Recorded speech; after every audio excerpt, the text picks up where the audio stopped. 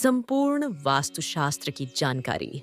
दोस्तों, अगर आप वास्तु की माने तो संसार में सुख और दुख दो पहलू हैं। अगर कोई व्यक्ति सुखी है तो उसके वास्तु के अनुसार अपने कर्म हैं, और अगर कोई व्यक्ति दुखी या निर्धन है तो भी उसका अपने कर्म है।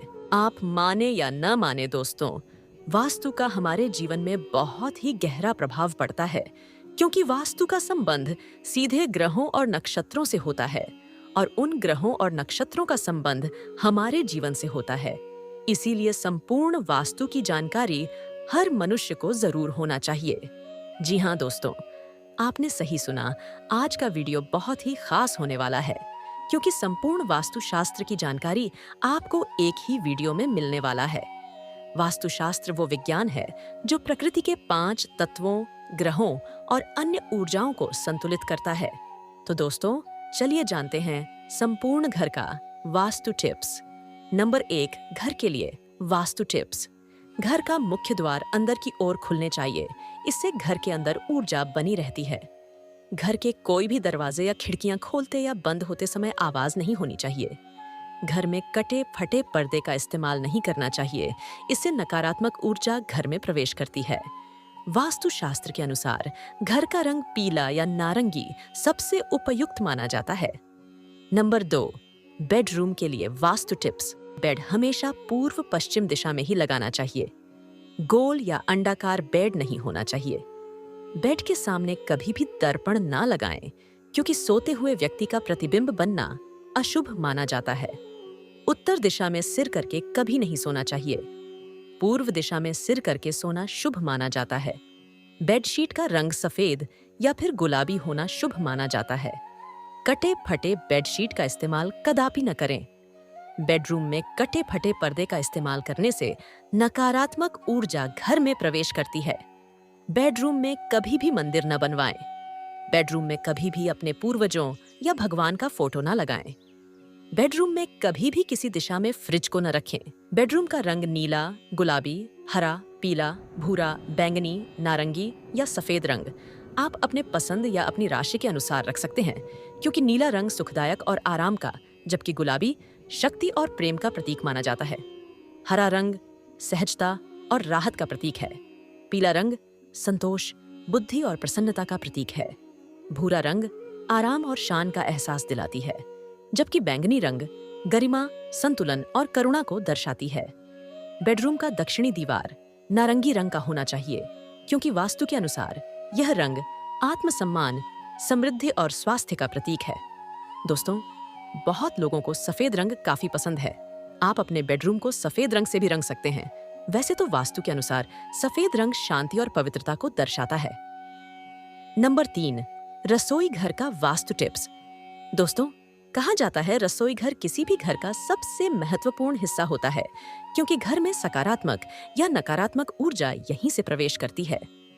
वास्तु के अनुसार रसोई घर हमेशा दक्षिण पूर्व कोने में ही होना चाहिए।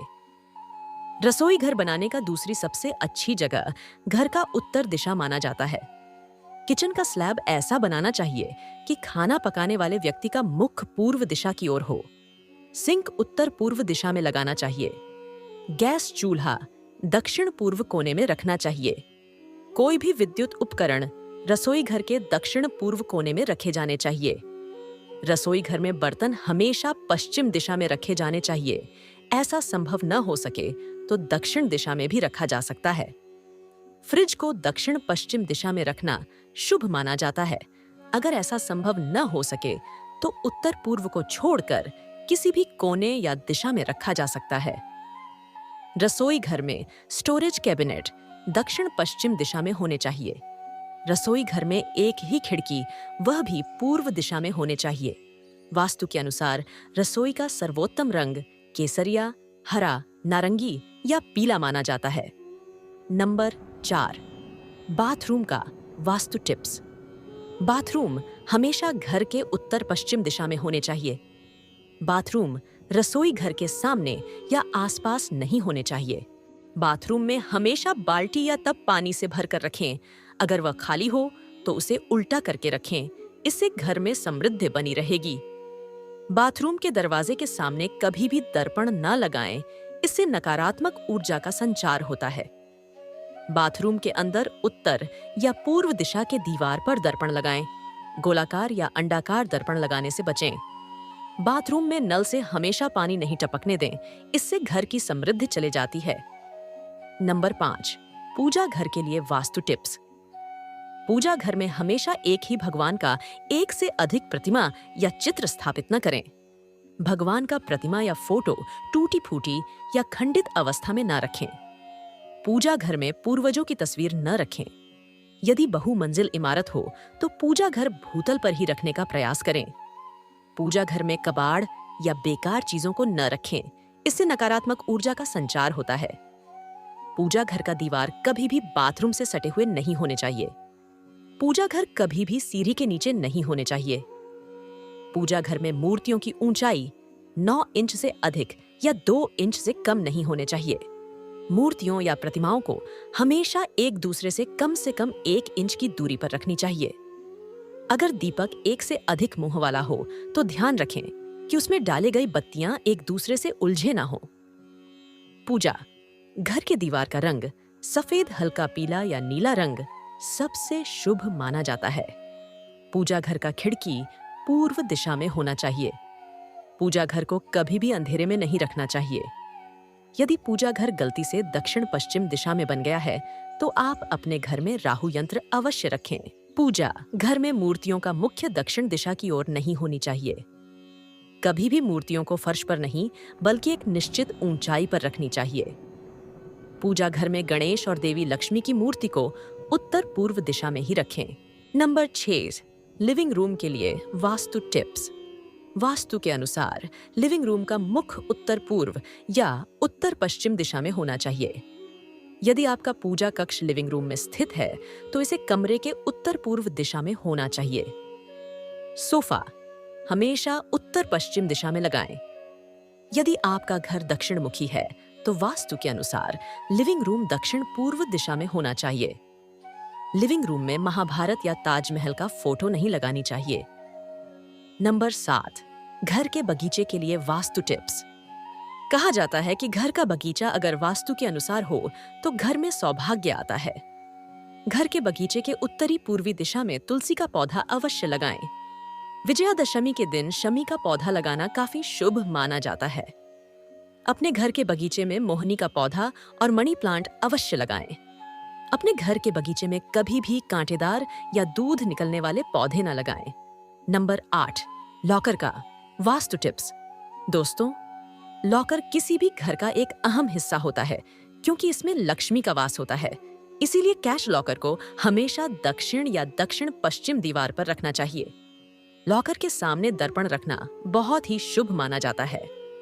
लॉकर का रंग हमेशा बैंगनी होना चाहिए क्योंकि बैंगनी रंग धन का प्रतीक माना जाता है।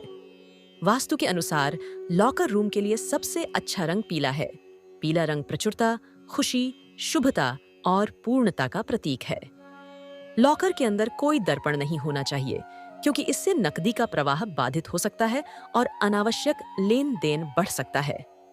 लॉकर को कभी भी खाली न रखें। तिजोरी के अंदर मां लक्ष्मी और गणेश जी की तस्वीर जरूर रखें। तिजोरी का मुंह दक्षिण के साथ ही पश्चिम दिशा की ओर भी नहीं खुलना चाहिए। यह दिशा वरुण देव की होती है।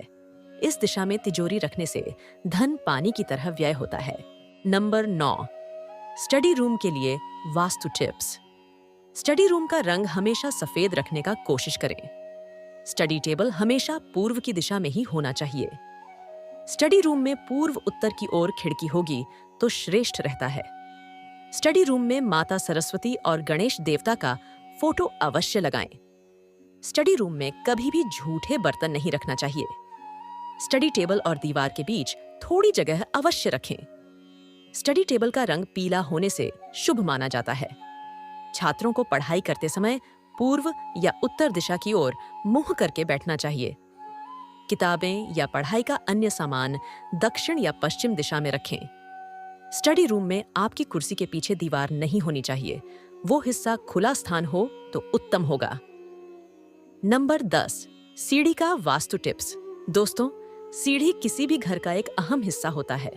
इसीलिए गलत दिशा में बनाए गए सीढ़ी से घर की समृद्धि चली जाती है। इसीलिए वास्तु के अनुसार घर का सीढ़ी दक्षिण पश्चिम दिशा में ही बनाने चाहिए। सीढ़ी के नीचे कभी भी किचन रूम या पूजा रूम नहीं बनाने चाहिए। वास्तु के अनुसार हमेशा विषम संख्या में सीढ़ियां होनी चाहिए। इसके पीछे का कारण यह है कि व्यक्ति आमतौर पर अपने दाहिने पैर से सीढ़ियां चढ़ना शुरू करता है और शास्त्रों के अनुसार अगर चढ़ाई दाहिने पैर पर खत्म भी हो तो यह शुभ होता है। इसलिए सीढ़ियों की विषम संख्या की आवश्यकता होती है। तो दोस्तों, ये थी आज की जानकारी अगर अच्छी लगी हो तो वीडियो को लाइक और शेयर जरूर करें और चैनल पर नए हैं तो चैनल को सब्सक्राइब करना ना भूलें। मिलते हैं एक नई जानकारी के साथ अगले वीडियो में। धन्यवाद। आपका दिन शुभ हो।